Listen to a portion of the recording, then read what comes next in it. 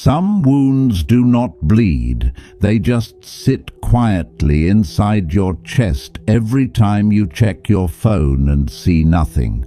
Somewhere along the way you forgot that you deserve to be chosen too. Things people smile over, things they step around, things buried under polite conversation. And there are things that sit in the back of your mind at night, the doubts you silence, the red flags you explain away, the ache you convince yourself you are imagining.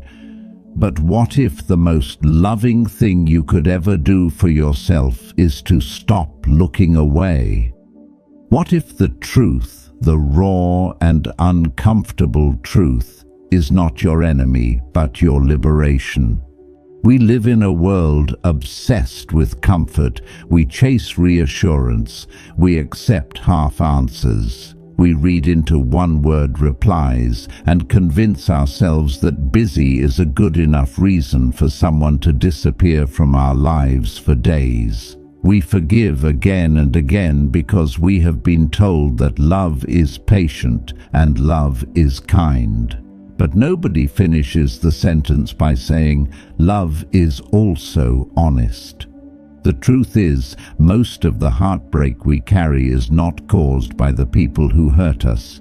It is caused by how long we refuse to see what they were showing us all along. Today, we are going to talk about 5 truths that sting. 5 truths that might make you uncomfortable. But I promise you this, every single one of these truths, once you accept it fully, will feel less like a wound and more like a door swinging open, a door to clarity, a door to self-respect, a door to a version of your life where you stop chasing people and start choosing yourself. Marcus Aurelius once said, "The impediment to action advances action. What stands in the way becomes the way." Are you ready? Let us begin. Whether you are watching this at midnight, unable to sleep, or in the morning, finally ready to heal, comment below, "I stopped waiting." Truth 1. If they wanted you, you would never have to wonder if they wanted you. No one is ever too busy to reply or make time for you. When someone truly wants to, they always find a way. If they keep making excuses, it simply means you are not a priority. Let us start here, with the excuse you have heard most often and believed most deeply. "I have been so busy." 4 words, devastating in their simplicity, because they sound reasonable. They sound human. Everyone is busy, right? Life moves fast, schedules are packed, and sometimes messages slip through the cracks. This is what we tell ourselves. This is the story we build to protect the people we love from accountability. But here is the truth. No one is ever too busy to do the things that truly matter to them. Think about it. Think about the last time something urgently mattered to you. Not a casual preference, but something that genuinely lit you up inside. Did you find time? Of course you did. You rearranged your day. You stayed up late. You sent that message the moment it crossed your mind because the thought of not sending it felt wrong. That is what true interest looks like. It does not check the clock. It does not postpone.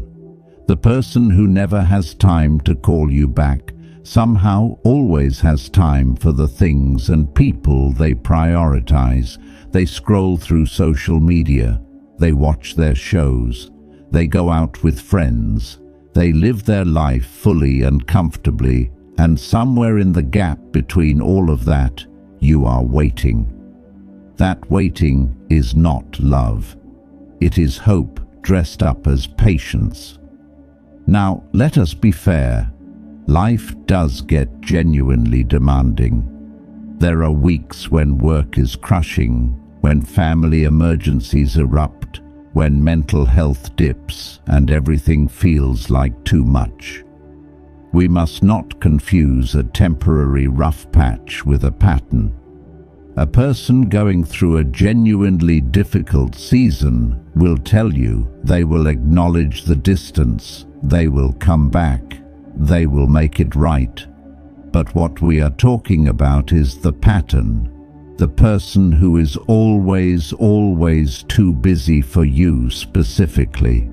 The one whose availability fluctuates based on their mood, their need for your attention, or how much they want something from you right now.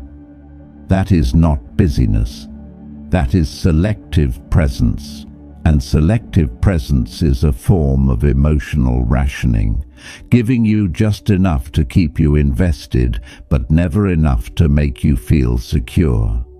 The hard truth is this: when someone consistently does not make time for you, they are telling you exactly where you stand in their life, not in words, in action, in the unanswered calls, in the rescheduled plans, in the "I have been meaning to message you" that never actually happens.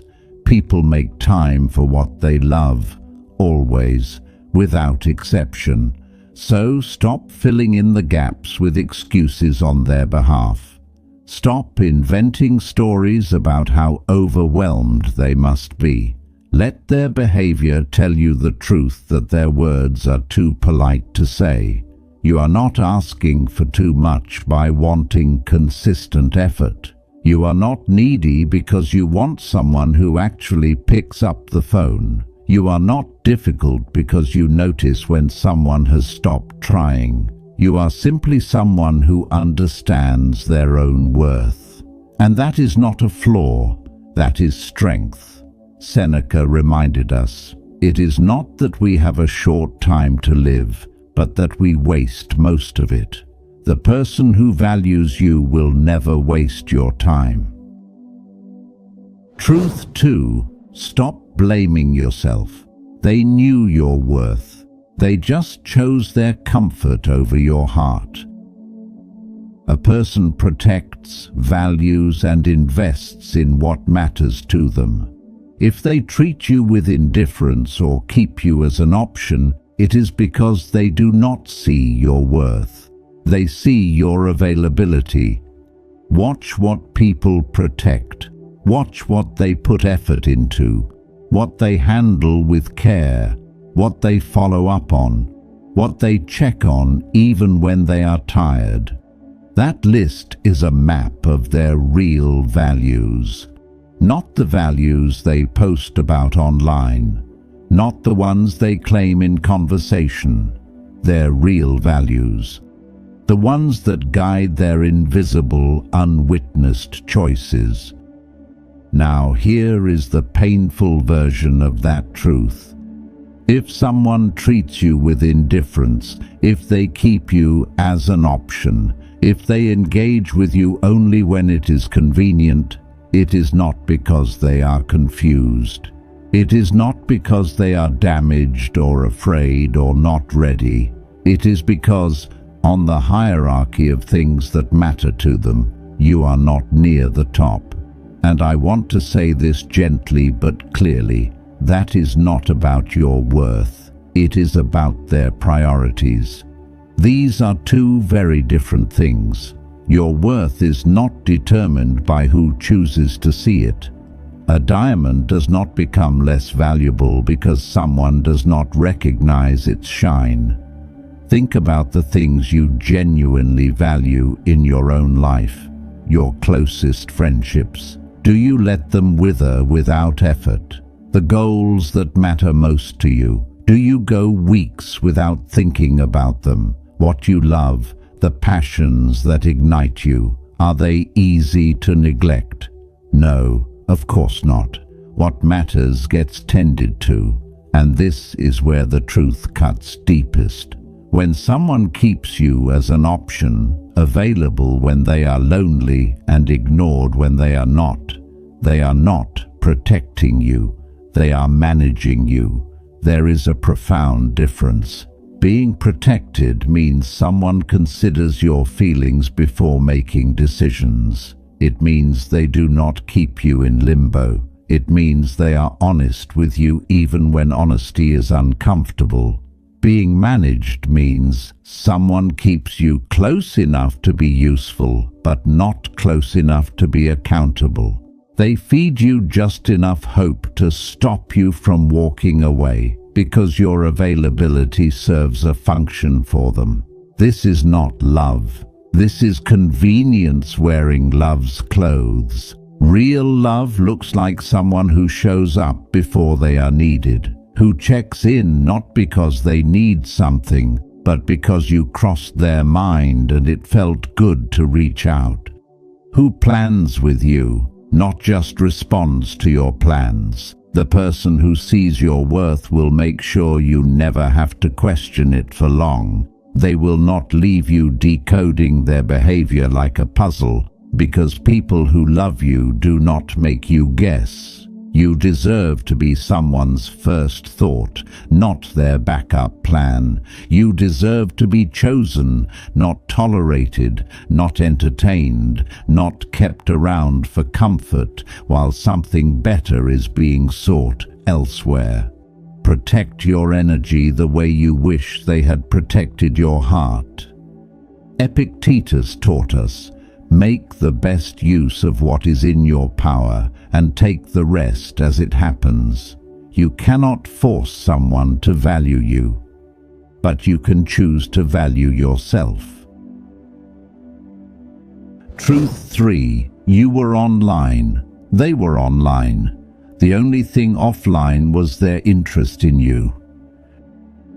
When someone leaves your messages unanswered for hours or days, it is not about time, it is about interest. People always find time for what they truly care about. We live in the most connected era in human history. You carry in your pocket a device that can reach virtually anyone on Earth in seconds. Messages arrive instantly, replies take seconds, and yet there are people who cannot seem to respond to your messages for hours or days or sometimes ever. They are probably just busy. They have a lot going on. Maybe they just are not a texting person. These are the stories we tell, and sometimes they are true. Some people genuinely struggle with their phones. Some people have anxiety around digital communication. But here is where you need to be honest with yourself. Is that the pattern you are seeing? Slow responses to everyone across the board, consistently, or is it slow responses specifically when it comes to you? Because here is the uncomfortable reality. The same person who left your message on read for 3 days somehow found the time, the same day, the same hour, to post on social media, to respond to someone else, to show up online in a dozen different ways, to be present everywhere except in the conversation you were waiting to continue. This is not about how fast someone types. It is about what excites them. It is about what they think about when they wake up and what makes them smile when it pops up on their screen. When someone is truly interested, response time is not something they manage. It is something that happens naturally, compulsively, joyfully. The phone is already in their hand before the notification sound finishes playing. I know how much this one stings, because it is so easy to dismiss. They said sorry, they were just caught up, and maybe they were, once. But when the pattern repeats itself, when you are consistently the one waiting and checking and wondering, it is not an accident. It is information. And that information, as painful as it is a gift. It saves you from investing months or years of emotional energy into someone who is not investing equally in return. It shows you clearly and without ambiguity the level of interest you are dealing with. You are not too sensitive for wanting a reply. You are not too needy for noticing the pattern. You are not wrong for feeling unseen. You are simply paying attention, and you are beginning to understand that time is the only currency that cannot be faked. You can fake enthusiasm.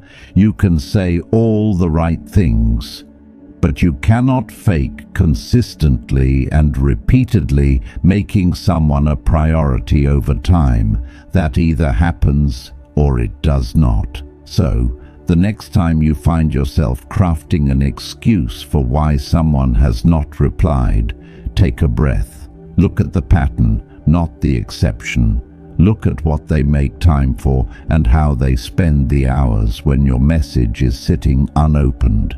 You deserve someone who cannot wait to hear from you, not someone who needs days to find the time. Marcus Aurelius whispered through time, "Never esteem anything as of advantage to you that will make you break your word or lose your self-respect." Truth 4. I love you means nothing from someone who hurts you consistently and apologizes repeatedly. Words mean nothing without action. Anyone can say, "I love you." But love without consistency is manipulation, not affection. Anyone can say, "I love you." Sit with that for a moment. It is one of the most widely spoken phrases in the human experience, and also one of the most frequently emptied of meaning. It is said at the start of relationships full of hope. It is said in arguments as a shield. It is said as a way of softening the blow of behavior that contradicts it entirely. Words are easy. They cost nothing. They take a fraction of a second to produce and can be delivered with perfect conviction, regardless of whether they are true. What is hard, what actually costs something, is consistency. Consistency means showing up on Tuesday when there is nothing special happening. It means keeping the promises made in whispers, not just the grand declarations. It means choosing someone actively and deliberately on the ordinary days, not just the days when the relationship feels exciting or when guilt is driving the gesture. Anyone can love you on your best day. The question is, who stays on the difficult ones? Here is where this truth becomes critical. When someone says "I love you" and then repeatedly acts in ways that contradict that claim, what you are experiencing is not love with flaws. What you are experiencing is a manipulation tactic. Now that word, manipulation, sounds intentional, calculated, villainous. But the truth is, much of the manipulation we experience is not deliberate.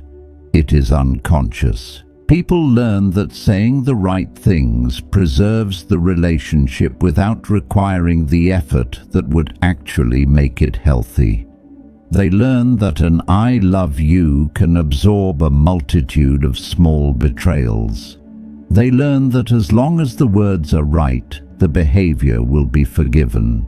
And so the cycle continues. Bad behavior followed by a loving phrase, followed by a temporary improvement, followed by the same bad behavior. Over and over, endlessly.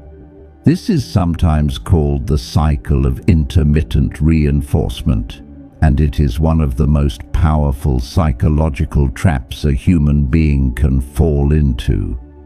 The unpredictability of warmth and cold, closeness and distance creates a kind of emotional addiction. Your nervous system becomes hooked on the moments of warmth even as the coldness increases. Real love is boring in the best possible way. Real love does not keep you guessing. It does not oscillate between euphoria and doubt. It does not require you to check every interaction for signs of whether today is a good day or a bad one. A partner who loves you consistently might not write you poetry, but they will remember the thing you mentioned once that was important to you. They might not make grand gestures, but they will check in when you said you had a hard day. Their actions make those 3 words redundant because everything they do already says it. So pay attention, not to what people say, but to the pattern of what they do. Do their actions match their words over time? Not perfectly, but consistently, genuinely, as a default way of being. If yes, you have found something rare and real. Hold it. If no, then have the courage to stop letting the words carry more weight than the truth. Because love is not a feeling spoken at the right moment. Love is a choice made again and again in the moments when it would be easy not to bother. Seneca warned us, one of the most beautiful qualities of true friendship is to understand and to be understood. Words without understanding are just noise. Truth 5. Their words promised you everything. Their actions showed you the truth. Believe the actions. Between promises, excuses, and explanations, only one thing ever speaks the truth: behavior. Always believe what people do, not what they say.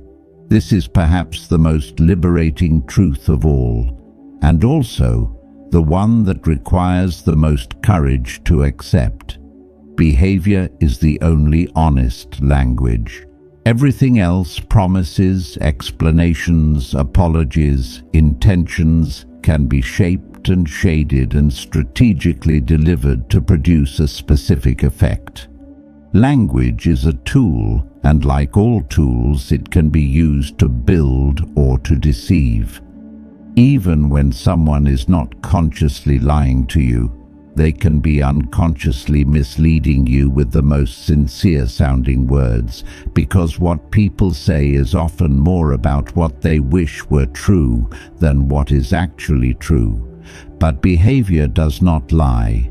Behavior does not have a public relations department. Behavior simply is, accumulated over time, consistent in its patterns, honest in what it reveals about a person's real intentions. Think about someone who has hurt you. Now think back over the entire arc of that relationship. Was there a point, early on, or even in the middle, where the behavior already told you something you were not yet ready to hear? A moment when something felt off, but there was a perfectly reasonable explanation. A time when you thought, that is strange, and then spent hours convincing yourself it was not. Most of us have been there. Most of us have watched our instincts raise a quiet alarm and then spent enormous energy turning that alarm off. We do it because we want to believe people. We do it because the story someone tells us is more comfortable than the story their behavior tells us. We do it because accepting the behavioral truth often requires action, and action is scary. If I accept that this person consistently puts their needs above mine, I have to decide what to do about that. If I accept that the pattern of cancellation and excuses is the real answer to the question, Do you want to be in my life? Then I have to sit with that grief. That is why this truth hurts, not because it is cruel, but because it demands responsibility. It hands the clarity back to you and says, now that you know, what will you do? Here is how to practice this in real life. Instead of asking yourself, what did they say? Start asking yourself, what do they repeatedly do? Do they repeatedly cancel plans? That is the truth.